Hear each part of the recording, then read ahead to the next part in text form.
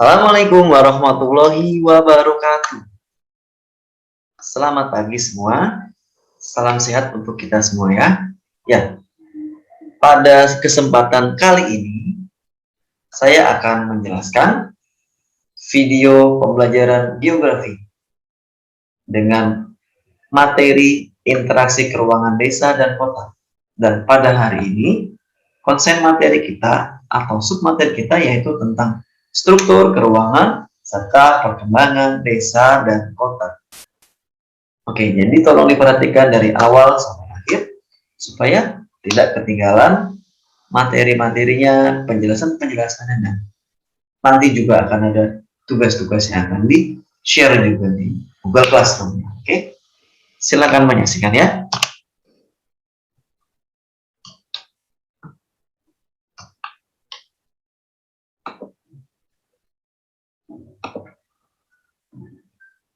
Oke, kompetensi dasarnya ini adalah kompetensi dasar yang baru. Sebelumnya di 3.1 kita mempelajari tentang konsep tata ruang dan wilayah. Saat ini pada kesempatan ini kita akan mempelajari kompetensi dasar yang baru yaitu 3.2 tentang menganalisis struktur keruangan desa dan kota, interaksi desa dan kota serta kaitannya dengan usaha pemerataan pembangunan. Itu adalah kompetensi dasar pengetahuan. Lalu bagaimana kompetensi dasar keterampilannya? Yaitu membuat makalah tentang usaha pemerataan pembangunan di desa dan kota yang dilengkapi dengan peta, bagan, tabel, grafik, dan atau diagram. Oke, jadi diperhatikan dari awal sampai akhir. Struktur, keruangan, serta perkembangan desa. Ini adalah submateri yang akan saya jelaskan dari awal sampai akhir. Jadi, disimak baik-baik ya. Yang pertama, jika membahas tentang struktur, keruangan, serta perkembangan desa, maka kita harus tahu dulu apa sih desa itu. Menurut Bintaro, desa adalah suatu hasil perpaduan antara kegiatan sekelompok manusia dengan lingkungannya. Jadi, menurut ahli geografi ini, menurut Bintaro ini, desa adalah suatu hasil gabungan interaksi atau aktivitas perpaduan kegiatan antara manusia dengan lingkungannya. Jadi ada hubungan dengan kegiatan manusia dan lingkungan. Seperti apa sih misalkan bagaimana manusia memanfaatkan potensi alam yang ada di desa, seperti sumber daya airnya, seperti sumber daya lahannya, vegetasi-vegetasinya atau jenis tanaman-tanamannya, dan lain-lainnya yang banyak sekali yang ada di dalam desa yang bisa dimanfaatkan untuk kegiatan manusia dengan tujuan memakmurkan atau mensejahterakan kehidupan masyarakat desa. Oke, itu adalah pengertian desa menurut Bintaro. Oke, bisa dipahami ya semua? Oke, next guys. Oke guys, selanjutnya pengertian desa menurut UU nomor 6 tahun 2014. Desa adalah kesatuan masyarakat hukum yang memiliki batas wilayah yang berwenang untuk mengatur dan mengurus urusan pemerintahan, kepentingan masyarakat setempat berdasarkan prakarya masyarakat, hak asal usul dan atau hak tradisional yang diakui dan dihormati dalam sistem pemerintahan NKRI. Jadi menurut Undang-Undang Nomor 6 Tahun 2014, desa itu adalah kesatuan hukum, suatu kesatuan di bawah payung hukum ya yang memiliki batas wilayah tertentu dan masyarakat di dalam batas wilayah ini berwenang mengatur pemerintahannya sendiri, mengelola pemerintahannya sendiri demi kepentingan masyarakat di dalam wilayah itu. Dan juga hak asal usul atau hak tradisional di wilayah ini diakui dan dihormati di dalam sistem pemerintahan Republik Indonesia. Itu adalah pengertian desa menurut Undang-Undang Nomor 6 Tahun 2014. Oke, next. Selanjutnya, tadi kita sudah mempelajari tentang penjelasan apa itu desa. Lalu apa sih ciri-ciri desa? Yang pertama, ya, interaksi antar manusia yang sangat kuat. Jadi, di dalam desa itu, ciri-ciri pertamanya interaksi atau hubungan antar masyarakat di pedesaan itu sangat kuat, sangat kental, sangat erat. Sifat gotong royongnya masih sangat kuat. Sifat kekeluargaannya masih sangat erat. Jadi itu adalah ciri-ciri desa yang pertama.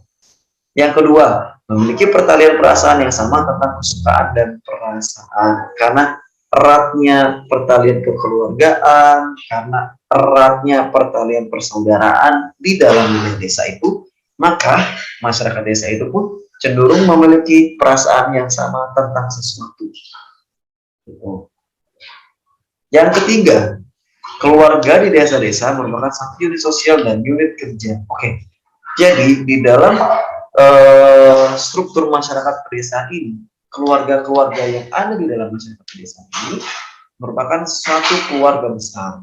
Biasanya kalau kita mudik atau pulang kampung, pasti kita yang nggak kenal nih, oh Toto ada saudara dari mana?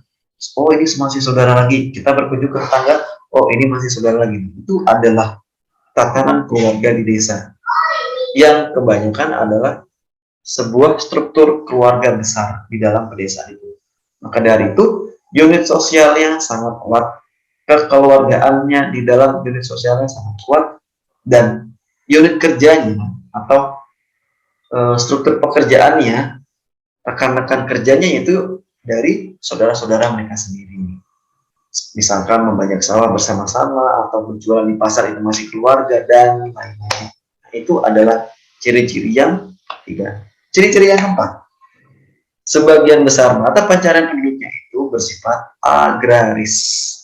Ya, jadi mata pencariannya itu kebanyakan masyarakat pedesaan itu adalah bertani, berkebun, gitu ya, nyawah, ladang.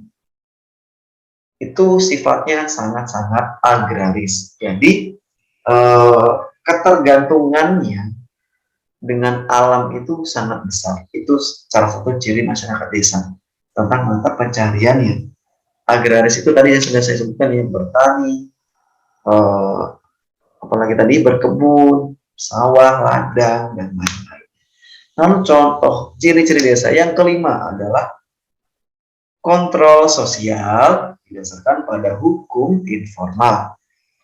Kontrol sosial itu maksudnya bagaimana sistem sosial yang ada di masyarakat itu mengaturnya kebanyakan tidak dari sistem tertulis saja, tapi lebih banyak dipengaruhi oleh sistem-sistem informal seperti norma, adat istiadat, seperti apalagi ya, misalkan ada suatu hal-hal yang berbau mistis dan lain-lain. Nah, itu dibuat untuk mengatur sistem yang ada di masyarakat pedesaan. Biasanya seperti itu, berbeda dengan di kota. Ya, itu adalah macam-macam dari ciri-ciri desa. Oke, bisa dipahami semua ya guys. Oke guys, kita lanjut guys. Ya, ini guys bisa disaksikan contoh-contoh dari pedesaan. Kita lihat pedesaan itu sangat asri ya, masih banyak pepohonan alami, pegunungan, persawahan, adem. Di desa itu jauh dari kata polusi udara, bising suara. Pokoknya benar-benar membuat hati nyaman dan tenang. Itulah gambaran pedesaan. Oke.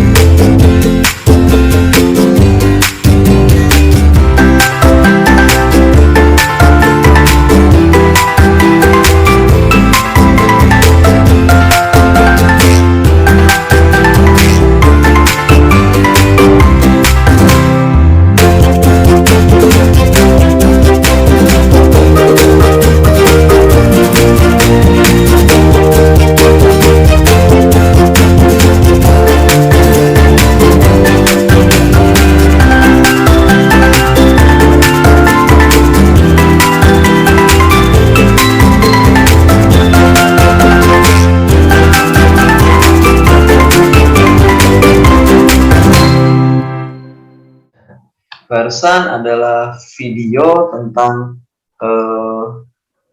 profil Desa Brudu. Di sana terlihat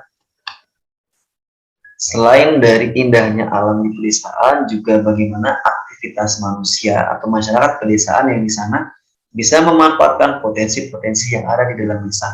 Dan akhirnya terwujudlah UMKM yang bisa menggerakkan dan bisa mensejahterakan masyarakat pedesaan. Oke, kita lanjutkan ya setelah menonton video itu. Jadi kita ada lebih banyak gambaran tentang seperti apa sih pedesaan. Jadi pedesaan itu tidak kampungan, tidak. Maka justru di pedesaan itulah menjadi cikal bakal yang bisa suatu saat menjadi kota besar.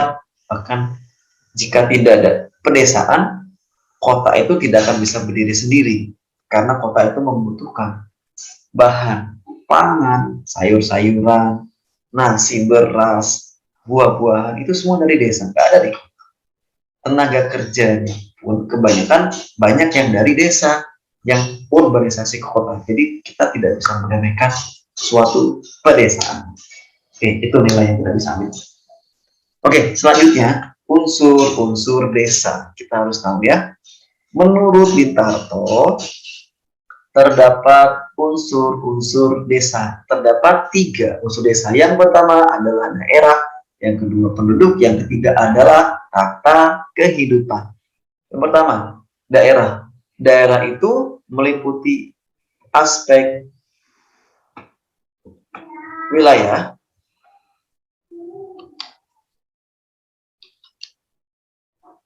maaf terpencet, kita ulang dulu ya.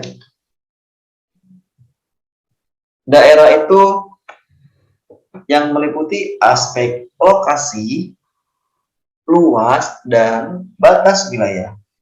Jadi namanya daerah itu kan space atau aspek ruangan, dia ruang. Di dalam ruang itu, di dalam daerah itu pasti ada lokasinya, ada luas wilayahnya, dan juga ada batas-batas wilayahnya. Itu adalah unsur-unsur atau syarat yang dimiliki sebuah desa atau bisa disebut sebagai desa. Kalau desa itu tidak punya wilayah, ya tidak bisa disebut desa. Tidak punya lokasi, tidak punya batas wilayah, tidak bisa disebut sebagai desa. Oke, yang kedua adalah penduduk. Penduduk meliputi jumlah pertambahan, kepadatan, penyebaran, dan mata pencaharian penduduk. Penduduk adalah manusia atau masyarakat yang tinggal di dalam wilayah itu, di dalam desa itu. Jadi penduduk pun menjadi salah satu syarat terbentuknya sebuah desa. Bagaimana kepadatan penduduknya, bagaimana pertambahan penduduknya tiap tahun, dan bagaimana mata pencaharian penduduknya. Itu semua saling melengkapi dalam syarat-syarat desa bisa disebut sebagai desa. Oke.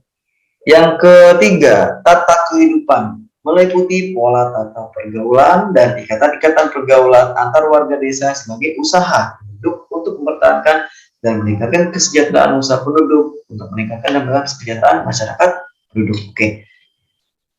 Oke guys, jadi menurut si tata kehidupan ini, tata kehidupan itu adalah bagaimana pola kegiatan masyarakat di dalam wilayah desa ini dengan masyarakat lain, atau ada suatu interaksi antar masyarakat, antar warga desa dalam bentuk pola tata pergaulan dan ikatan-ikatan pergaulan. Kenapa? Dengan adanya ikatan, adanya interaksi antar masyarakat itu, maka bisa terjalin suatu ikatan-ikatan yang kuat, baik itu ikatan secara formal ataupun informal. Formal itu bisa sebagai rekan kerja, informal itu bisa sebagai saudara dan lain-lain. Dan bisa juga bisa mendatangkan kesejahteraan. Dengan adanya interaksi, bangunlah usaha. Untuk usaha itu pasti membutuhkan tenaga kerja. Bisa mengambil tenaga kerja dari orang lain di dalam masyarakat. Oleh karena itu, dengan adanya tata kehidupan yang baik bisa meningkatkan dan mempertahankan kesejahteraan masyarakat di pedesaan. Jadi itu menurut Bitato. Oke. Oke guys, kita lanjutkan. Klasifikasi pembentuk desa. Ada 4: potensi sumber daya alam, potensi sumber daya manusia, potensi kelembagaan, potensi sarana dan prasarana. Jadi ini adalah klasifikasi untuk pembentuk desa. Yang pertama, potensi sumber daya alam. Komponen-komponen alam yang ada di desa adalah sebagai berikut. Pertama, lokasi desa, luas desa, keadaan tanah, keadaan iklim, ketersediaan sumber daya nabati, dan keadaan bentang alam. Jadi ini adalah potensi sumber daya alamnya. Lokasi, bagaimana lokasi desa itu menjadi tempat yang strategis supaya desa itu bisa berkembang. Itu ya. Lalu yang kedua, luas desa. Bagaimana desa ini jika luasnya cukup untuk lahan pertanian, pemukiman, dan penggunaan lahannya, ini berarti potensinya sangat besar untuk dikembangkan demi kesejahteraan masyarakat. Yang ketiga, keadaan tanahnya. Jika tanahnya subur, otomatis kegiatan pertaniannya pun akan mudah berkembang. Kalau tidak subur, ya tidak bisa maju pertaniannya. Berikutnya, yang keempat adalah keadaan iklim. Bagaimana keadaan iklim di wilayah desa ini? Apakah curah hujannya cukup? Apakah kelembabannya bagus? Penyinaran materinya bagus? Bagaimana suhu udaranya? Dan apakah ketersediaan airnya juga cukup bagus? Karena tidak setiap wilayah itu bisa menyimpan cukup air. Ya, contohnya di daerah-daerah Kars itu sangat sulit untuk ditanami tanaman karena itu daerah berkapur. Daerah berkapur itu tidak menyimpan air. Berbeda di daerah-daerah yang banyak pepohonan dan lain-lainnya itu biasanya banyak menyimpan air. Lalu yang berikutnya, ketersediaan sumber daya nabati, jenis hewan, dan produksinya. Jadi bagaimana si wilayah itu mampu mengembangkan produksi baik hewan dan tumbuhan. Di sini konsennya pada hewan.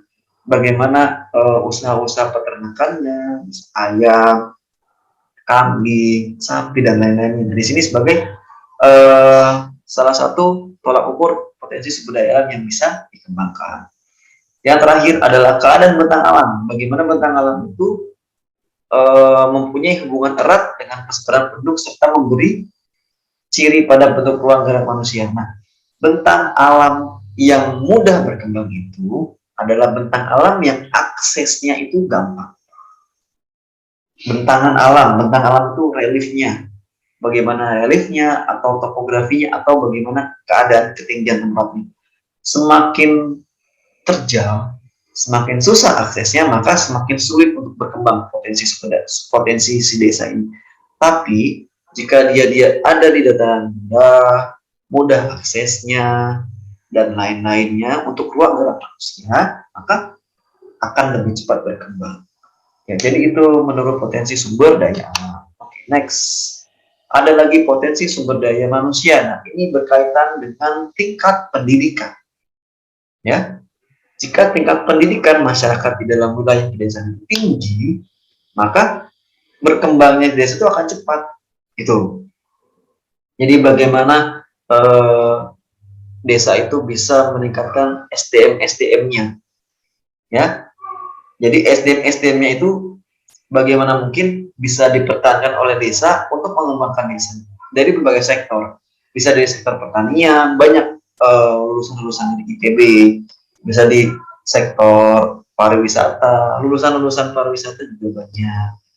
Pariwisata itu banyak macamnya, bisa untuk perhotelan, bisa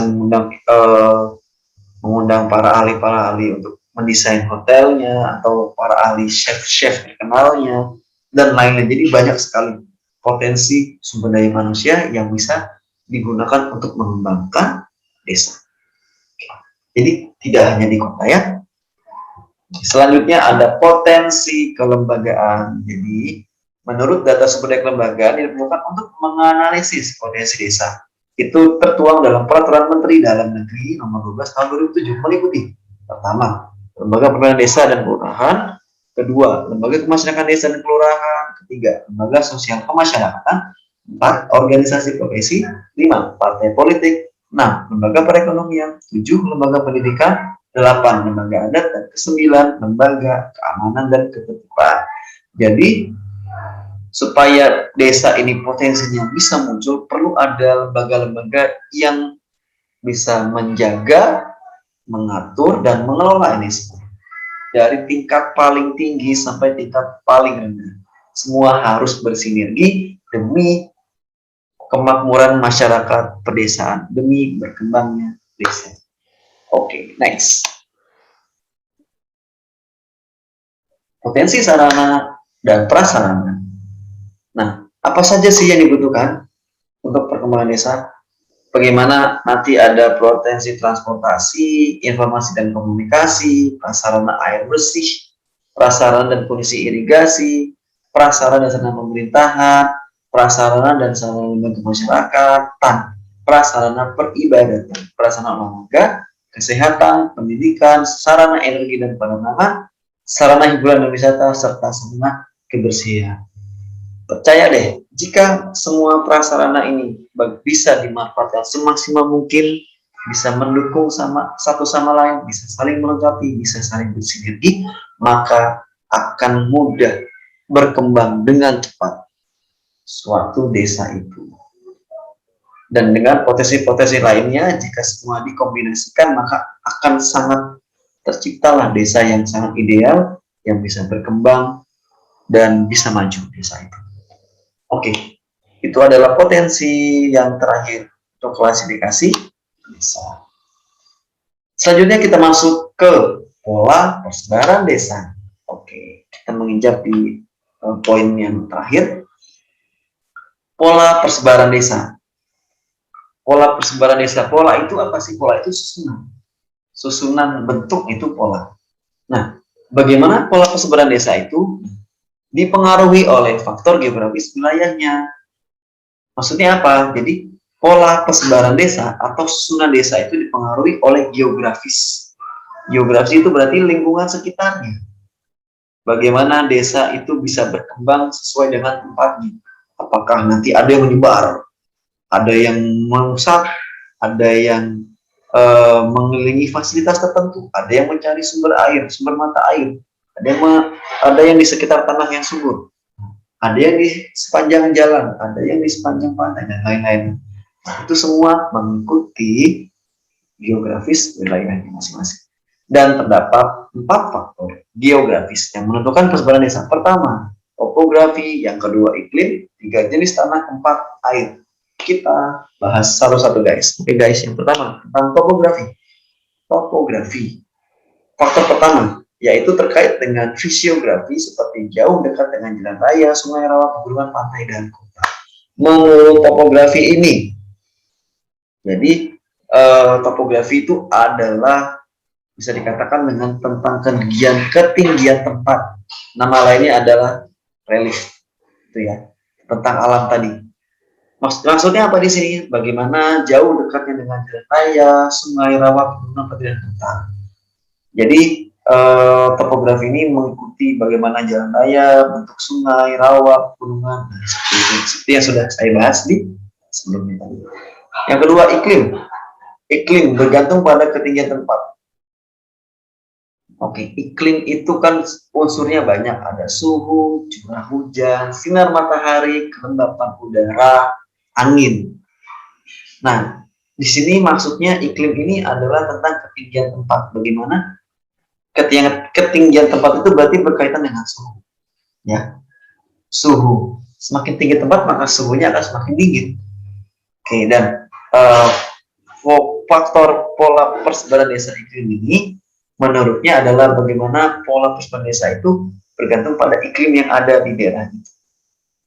Itu. Selanjutnya yang ketiga adalah jenis tanah. Jenis tanah itu mempengaruhi keberhasilan dalam bertani. Maksudnya apa? Jadi jenis tanah itu berkaitan dengan kesuburan tanah. Ada tanah-tanah yang memang diperuntukkan untuk pertanian. Ada yang memang tanah itu tidak subur, jadi tidak bisa diperuntukkan untuk pertanian, maka digunakan untuk produksi lain-lainnya. Oke, jadi ini juga mempengaruhi. Dan yang terakhir air, karena air adalah sumber kehidupan makhluk hidup, terutama di manusia. Di mana ada sumber air pasti banyak manusia atau banyak makhluk hidup yang di dalamnya. Oke, itu adalah faktor pola persebaran desa. Oke guys, kita lanjutkan ke bentuk persebaran desa. Menurut Daljuni 1996, bentuk dan pola persebaran desa dibedakan menjadi beberapa bentuk. Yang pertama, bentuk desa menyusuri pantai, bentuk desa yang terpusat, bentuk desa yang memanjang atau linear di tanah rendah, bentuk desa yang mengelilingi fasilitas tertentu. Oke, kita bahas satu persatu. Yang pertama tadi adalah bentuk desa yang menyusuri pantai. Kita lihat gambar ini, ya. Ini laut, dan nomor 3 ini adalah perumahan atau bukit duduk. Mereka itu memanjang. Panah ini memanjang ya ke sampingnya, kanan dan kiri. Dan dia ini memanjang sepanjang pantai. Nah, berarti maksudnya apa? Berarti bentuk desa ini terbentuk atau polanya itu memanjang sepanjang garis pantai. Dan sebagian besar yang tinggal di sini adalah nelayan. Oke, itu adalah bentuk desa yang menyusuri pantai. Yang kedua tadi ada bentuk desa yang terpusat. Kita lihat gambarnya. Nomor 1 itu adalah daerah pemukiman penduduk. Ya, mereka memusat. Ya, nomor 2 juga daerah pengembangannya bisa ke arah sana ya, sesuai panah ini. Dan nomor 3 adalah daerah kawasan industri kecil. Jadi mereka memusat. Memusat gitu ya, tidak memecah. Kalau tadi kan memanjang, sekarang memusat. Maksudnya apa? Merupakan bentuk perkampungan yang berkelompok. Biasanya terdapat di daerah pegunungan. Kenapa? Karena penduduknya berasal dari satu ikatan keluarga, sehingga sifat gotong royongnya masih tinggi. Nah, bentuk desa yang terpusat ini maksudnya mereka itu berkelompok, memusat, membentuk suatu pola desa yang memusat atau berkelompok karena penduduknya itu masih mempunyai ikatan saudara atau keluarga, sehingga gotong royongnya masih sangat tinggi dan biasanya terdapat di daerah pegunungan. Itu adalah bentuk desa yang terpusat. Next guys, yang selanjutnya adalah bentuk desa yang memanjang atau linear di dataran rendah. Bentuk desa yang memanjang di dataran rendah pada umumnya pemukiman penduduk sejajar dengan jalan raya atau sungai yang menembus desa yang bersangkutan. Desa seperti ini memungkinkan lahan pertanian di perpinggir jalan dapat berubah menjadi pemukiman baru. Oke, kita lihat di gambar. Ini adalah bentuk desa yang memanjang atau linear di dataran rendah. Maksudnya apa? Dia itu memanjang di sepanjang jalur jalan atau jalan raya. Bisa juga sungai. Ini ya. Dan pemukimannya ini bisa menembus desa yang bersangkutan. Jalan rayanya ini. Jadi lihat ini ya. Nomor 1 ini adalah arah pengembangan di panahnya ini ya, lihat panahnya. Mereka mengembang, memanjang sepanjang jalan. Ini adalah jalan raya. Yang kotak-kotak ini adalah daerah industri kecil. Dan ini adalah lahan pertanian. Nah, ini mereka memanjang sepanjang jalan raya. Dan ini linear maksudnya ya.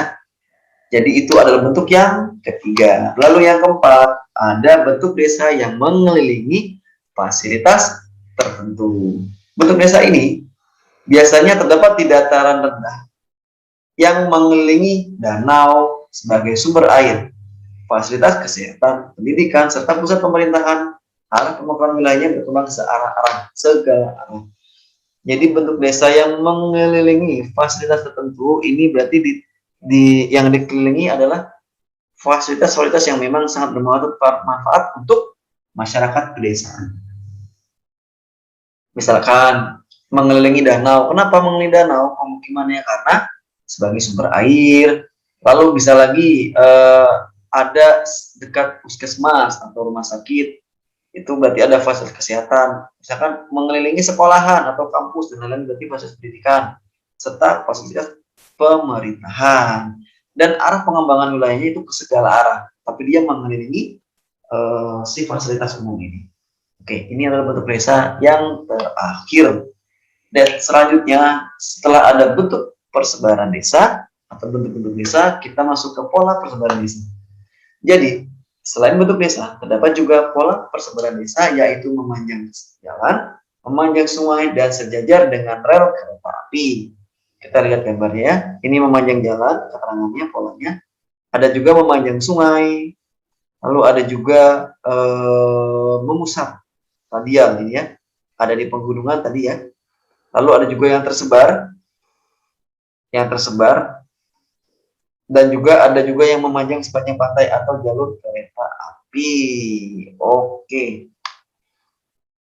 Ya, alhamdulillah kita sampai di akhir pembelajaran dan video ini. Terima kasih sudah menyaksikan video di channel saya di pelajaran kali ini. Semoga bermanfaat dan jangan lupa terus ikuti video-video selanjutnya dan jangan lupa subscribe supaya tidak ketinggalan video-video selanjutnya. Oke, thanks for watching my video. Please support my channel Yogi Eduten. Terima kasih. Assalamualaikum warahmatullahi wabarakatuh. Sampai jumpa di video pembelajaran berikutnya.